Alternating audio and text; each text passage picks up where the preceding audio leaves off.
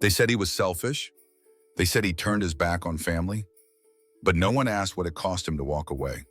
When Mathieu's brother called and asked for a simple favor, it sounded harmless at first. 3 days. Just 3 days to stay at the family home and watch his teenage nephew while their mother recovered from surgery. Noah, the nephew, was on the spectrum nonverbal, distant, and prone to sudden meltdowns.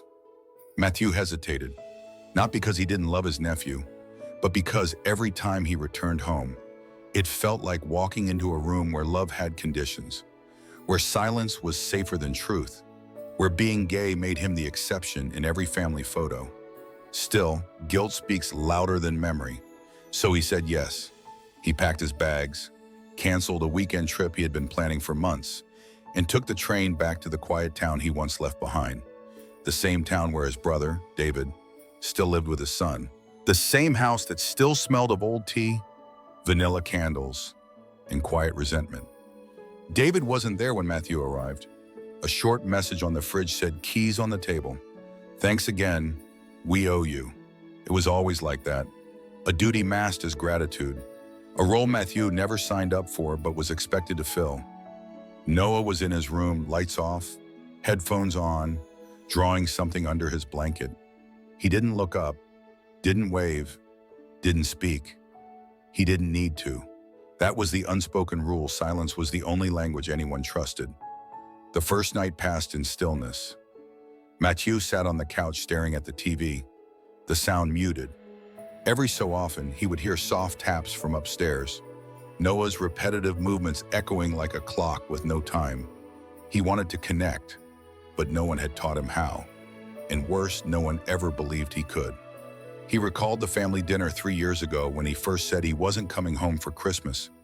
His mother cried. David accused him of abandoning blood. They said, "You have no kids. No one depends on you. It's the least you could do." No one asked how lonely it felt to be invited home only when help was needed. Not when he got promoted, not when his boyfriend left, not when he almost collapsed from burnout. Only when they needed someone to pick up the slack. This favor wasn't about Noah. It was about what Mathieu represented. The spare wheel, the plan B, the gay uncle who had time to help. But he stayed because deep down, he wanted to believe love could mean something again in this house. He wanted to believe that caring didn't have to come with sacrifice. That maybe, somehow, through Noah, he could find a reason to return.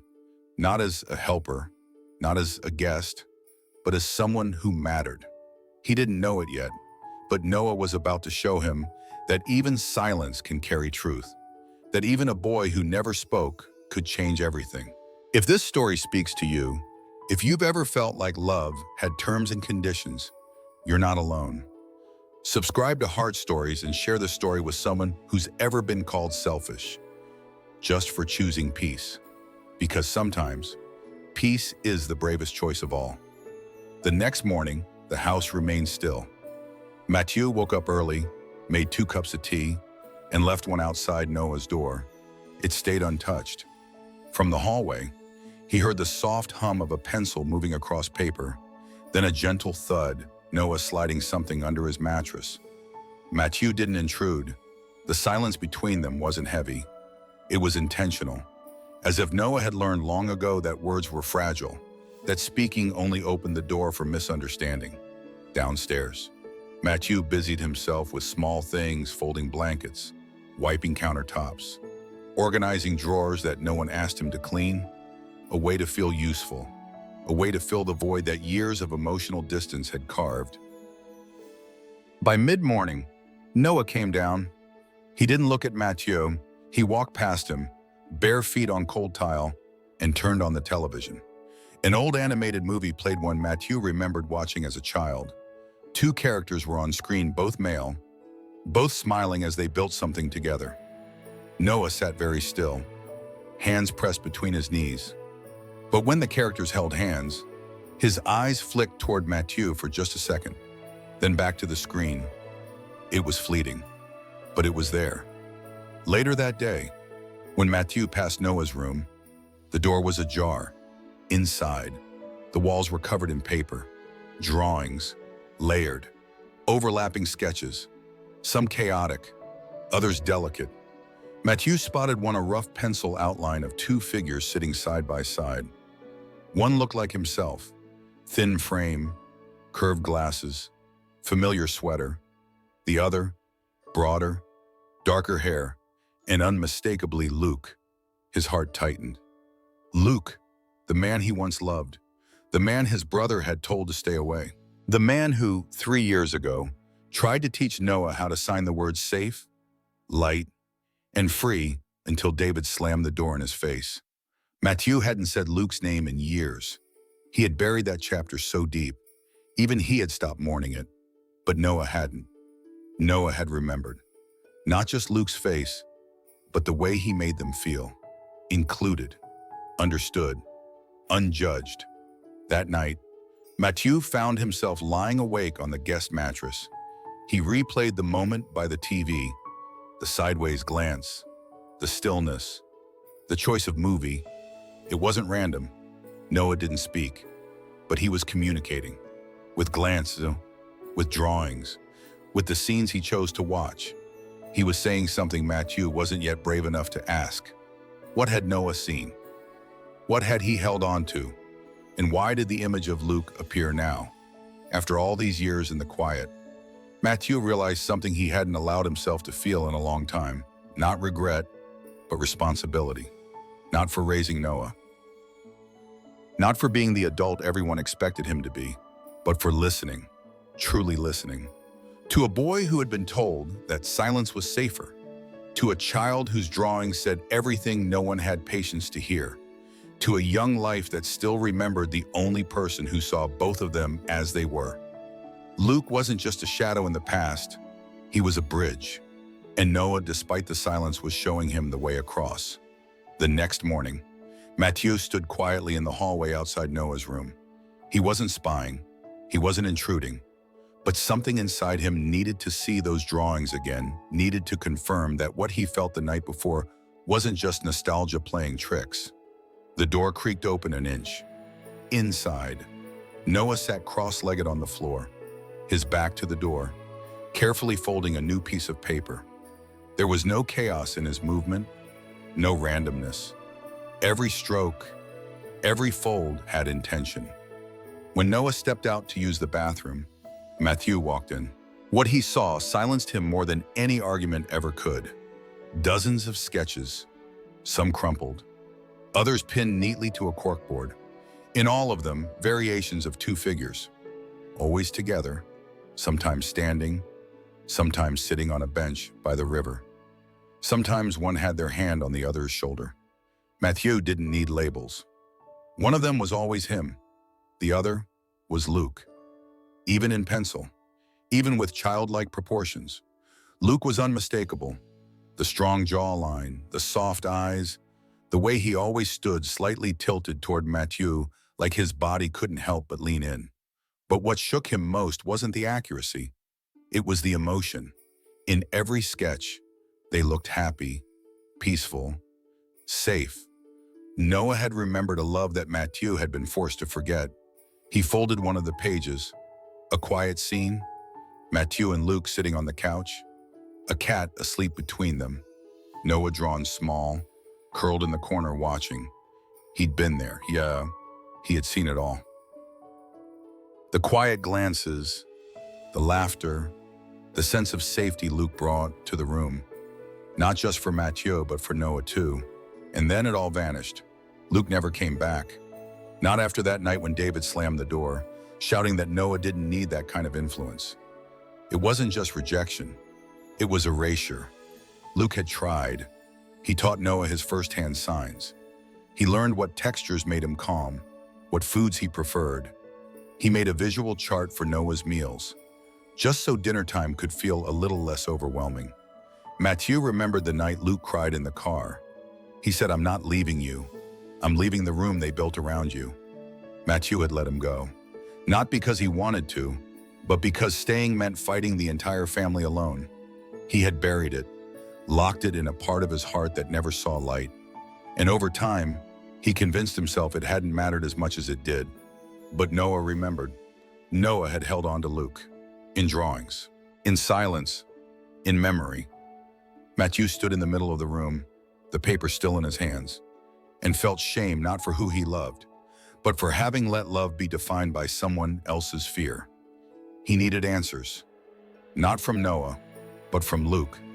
That afternoon, after pacing the kitchen floor for nearly an hour, Mathieu pulled out his old phone. The number was still saved, though he hadn't dialed it in years. Luke answered after the third ring. His voice was older, rougher, but still warm. Mathieu didn't stumble. He didn't apologize. He just said, "He remembers you." Luke paused, then whispered, "I remember him too."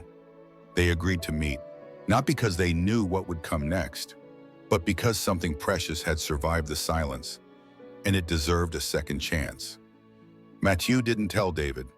Not yet. Some truths need time. Others arrive with the urgency of a child's pencil. Noah had drawn the path.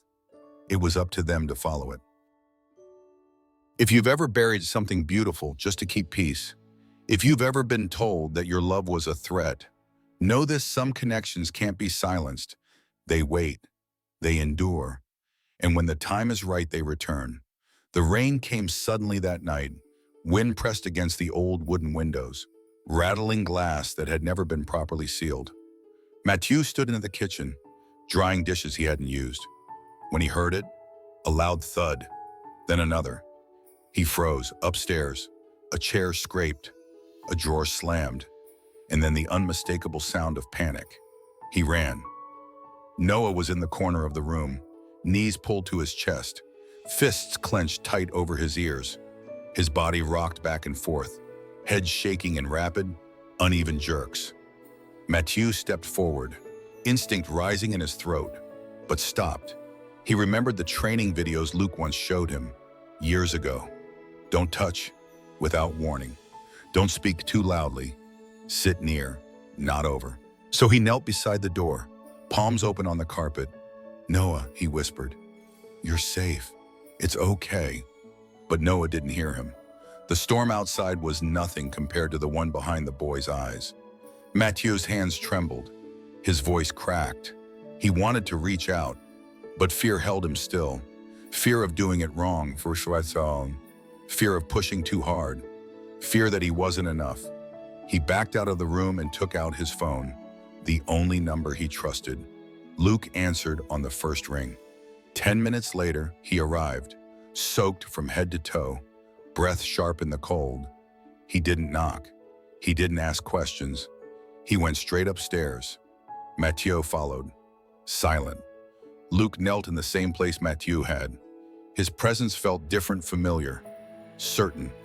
He began to sign slowly, carefully. "Are you scared?" Noah didn't move. Luke repeated the sign, this time slower, this time softer. Noah blinked. His rocking slowed. Then he nodded.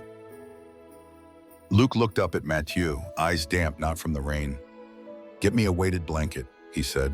Mathieu ran downstairs. When he came back, Noah was still rocking, but his hands were no longer over his ears. Luke wrapped the blanket gently around the boy's shoulders, not forcing it, just offering warmth. He signed again, "You are safe," then placed one hand on the ground between them. "Open." Noah stared at it for a long time, then his fingers touched Luke's. Not a grab, not a clutch, just contact. Mathieu watched from the doorway. Something unspoken passed between them. Not words, not signs, something deeper.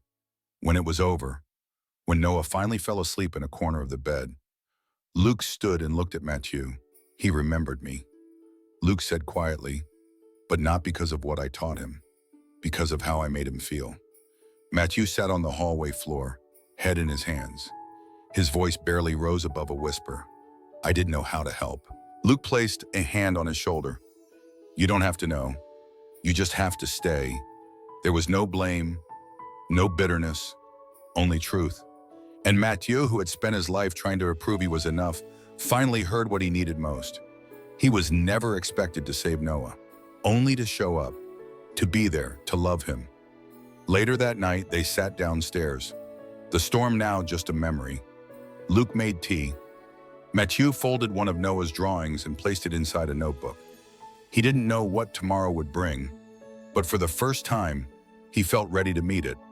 Not as the brother who owed something, not as the uncle who failed expectations, but as someone Noah trusted. And trust, once earned in silence, becomes louder than any word. Some children don't cry out, some don't speak at all, but they still feel, they still remember.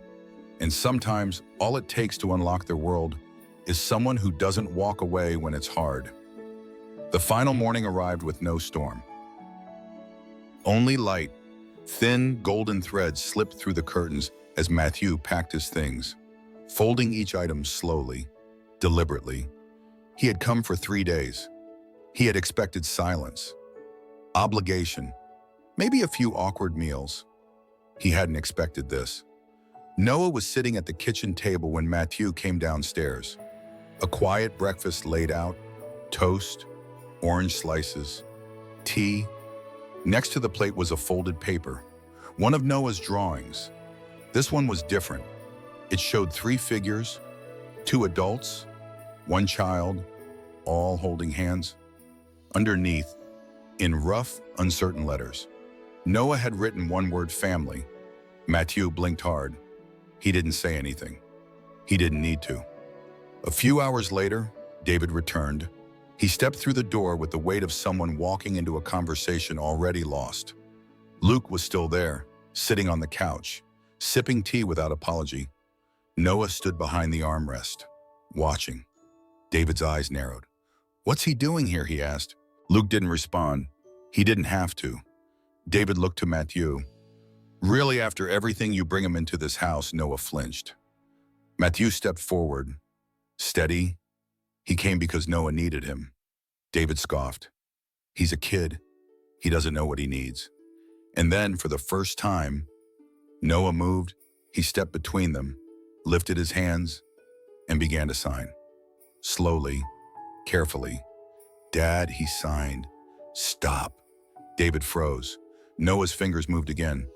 "I love Uncle Mathieu. I love Luke. They make me feel safe. Let me have them." The room was still. No one breathed. David's mouth opened, but nothing came out. Mathieu's heart cracked wide, not from pain, but from something like release. Noah wasn't choosing sides.